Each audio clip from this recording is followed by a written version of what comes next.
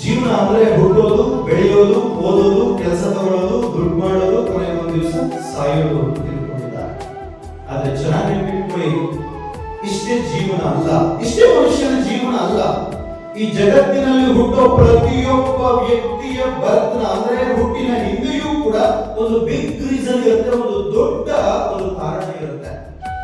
ಇಡೀ ಜಗತ್ತಿನಲ್ಲಿ ಹುಟ್ಟತಕ್ಕಂಥ ಎಲ್ಲರ ಹುಟ್ಟಿನ ಹಿಂದೆ, ನನ್ನ ಬರ್ತ್ನ ಹಿಂದೆ, ನಿಮ್ಮ ಹುಟ್ಟಿನ ಹಿಂದೆ, ಎಲ್ಲರ ಹುಟ್ಟಿನ ಹಿಂದೆ ಒಂದು ಕಾರಣ ಇರುತ್ತೆ.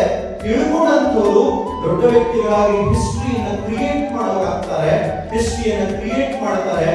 ಗೊತ್ತಿಲ್ಲದೆ ಇದ್ದಂಥವರು ನಾರ್ಮಲ್ ಆಗಿ ಓದಿ ಒಂದು ಸರ್ಟಿಫಿಕೇಟ್ ಅನ್ನ ಪಡ್ಕೊಂಡು ಕೆಲಸಕ್ಕೆ ಸೇರ್ಕೊಂಡು ದುಡ್ಡು ಮಾಡ್ಕೊಂಡು ಜೀವನ ಮಾಡ್ಕೊಂಡು ಮಣ್ಣಲ್ಲಿ ಮಣ್ಣಾಗಿ ಚರಿತ್ರೆಯನ್ನು ಓದುವವರೇ ಆಗ್ತಾರೆ.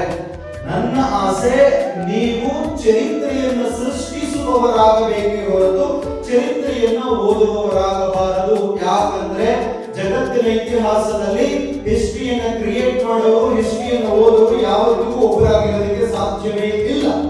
ಅಬ್ದುಲ್ ಕಲಾಂ ಹೇಳ್ತಾರೆ, 19ನೇ ಶತಮಾನ ಇಂಗ್ಲೆಂಡಿಂದು, 20ನೇ ಶತಮಾನ ಅಮೆರಿಕದ್ದು, 21ನೇ ಶತಮಾನ ಭಾರತದ್ದು.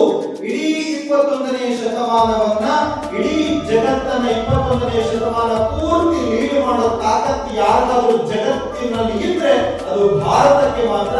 ಭಾರತ ಅಂದ್ರೆ ಕೇವಲ ಭೌಗೋಳಿಕ ಭಾರತವಲ್ಲ, ಭಾರತ ಅಂದ್ರೆ ನೀವೇ ಓದಿ ಹೊರಗಡೆಗೆ ಬಂದು ಮುಂದಿನ ಈ ಸಂಪೂರ್ಣ